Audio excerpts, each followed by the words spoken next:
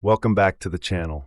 We're back with another bullish Toshi video, and today's one is important, not because we're seeing crazy green candles, not because price is exploding, but because this is where conviction is built. Today we're going to talk about community sentiment, we're going to touch on the broader crypto market, and most importantly, we're going to talk about what's actually happening beneath the surface. Not just with Toshi, but with Base, Coinbase, institutions, and crypto as a whole. Now, as you can see right now, we're experiencing a bit of consolidation. This isn't those straight-up pumps we saw earlier. It's not the adrenaline-fueled days where price only goes one direction. But let me be very clear. Overall, we are still heading in the right direction. Some people are calling for a pullback. Some people are saying we need a correction. Others are panicking because price isn't moving fast enough. But when you zoom out, really zoom out, the trend for this year is clearly upward. We are still in an uptrend. And here's something that newer people need to understand. Down days don't last forever. These are the days where real positions are built. These are the days where wealth is accumulated quietly. These are the days people look back on later and say, man, I should have bought more. Honestly, this is a very beautiful thing. For a lot of people, this is a perfect accumulation zone, especially if you're still stacking your bags.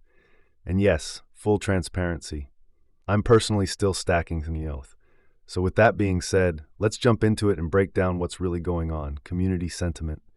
Why memes matter more than people admit. First up, let's talk about community sentiment.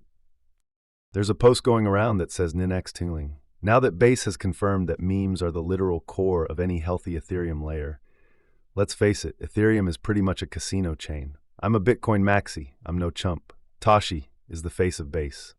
And honestly, there's a lot packed into that statement. We already know how Coinbase and Base feel about memes. They've said it publicly, they've tweeted about it, they've acknowledged it multiple times.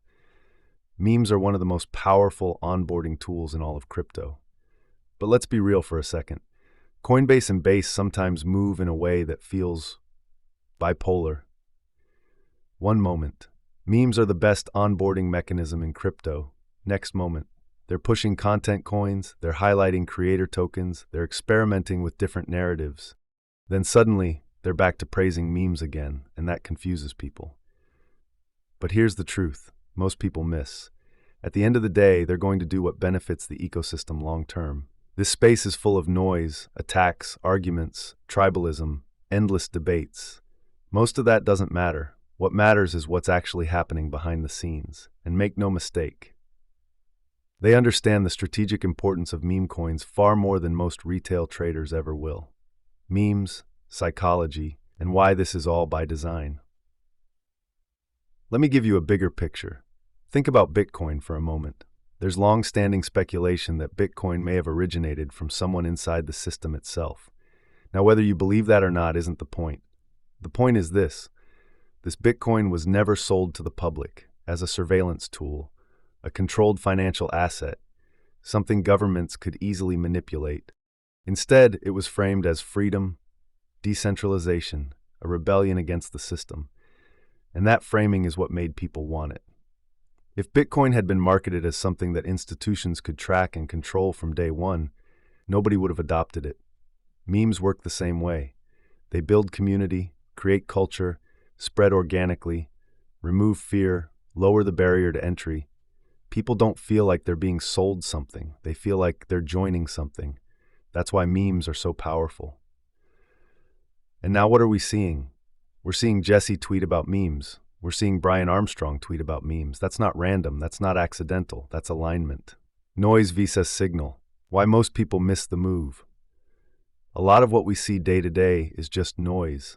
People fighting on Twitter, people arguing about narratives, people calling tops and bottoms every 5 minutes. But what's meant to happen is gonna happen. And Toshi is going to do what Toshi does. Why Base is different, and why that matters. There's another post circulating that really hits the nail on the head. Why are we all in on Base? Because Coinbase oversees 80% of US crypto ETF assets, channeling billions of dollars in institutional money. This is where institutional capital meets raw crypto culture. This is where Toshi is leading the charge toward a new financial standard. And that's facts. Let's break this down. Coinbase isn't just another exchange. Coinbase custodies the majority of U.S. crypto ETF assets, works directly with regulators, partners with banks, has deep institutional relationships. Base is their layer. That means infrastructure is already built. Liquidity is institutional. Compliance pathways exist. Onboarding is frictionless. This isn't some random chain hoping for adoption. Adoption is being engineered, and Toshi sits right in the middle of that. We are the growth. What that actually means. The post continues. The infrastructure is built. The capital is institutional. The law is finally on our side. We're not just watching Base grow. We are the growth. That's not hype. That's perspective. Right now, regulation is becoming clearer. Institutions are already positioned. Banks are exploring on-chain settlement. Mass onboarding is happening quietly. And where do new users go first? They don't start with complex DeFi strategies. They don't start with yield optimization. They start with culture. They start with memes. They start with something that feels familiar, fun, and accessible. That's why Toshi's position is so strong. Toshi numbers, putting things into perspective. Now let's talk numbers. At the time of this discussion, Toshi is sitting around $0.00039. Let's break that down into real-world perspective. A small bag, 500,000 tokens, roughly $195. A medium bag, 1,000 tokens, around $390. A larger bag, 5,000 tokens, roughly $2,000. Now let's talk hypotheticals. If Toshi were to make a Pepe-style move, and again, this is purely hypothetical, a 1,000 would mean 500K to tokens, 195,000, 1 tokens, 390,000, 5 tokens, 1.95 million.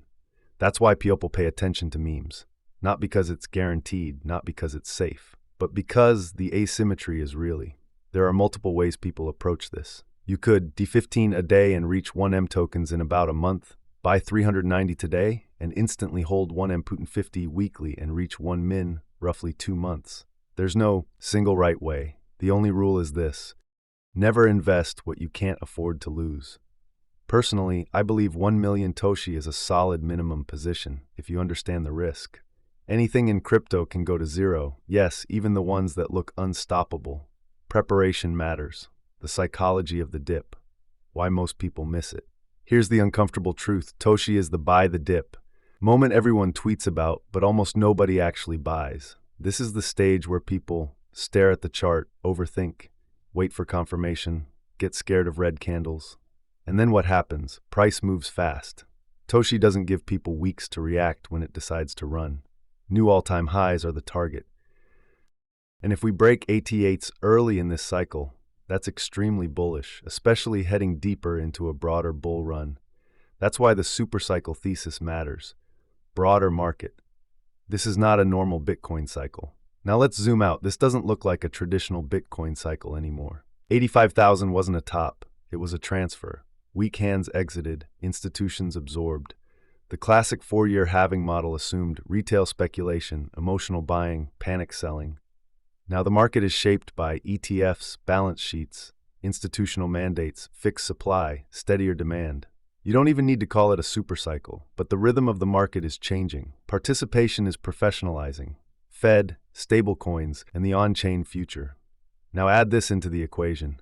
The Federal Reserve is warming up to crypto payments, stablecoins, on-chain settlement. Limited master accounts could allow crypto companies to settle directly with the Fed.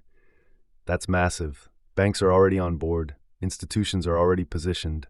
The entire financial system is slowly moving on-chain. This was always inevitable. Bitcoin indicators. History doesn't repeat, but it rhymes. And final, Bitcoin just flashed a bullish cross on a key indicator. The last 3 times this happened. 2012, $15. 2016, $400, 20,000, 2020, $69,000. Every single time, Bitcoin went parabolic, and it just flashed again. When institutions' macro sentiment all point in the same direction, you pay attention. Outro. Final thoughts. If you found value in this video, like, comment, subscribe. Let me know your thoughts.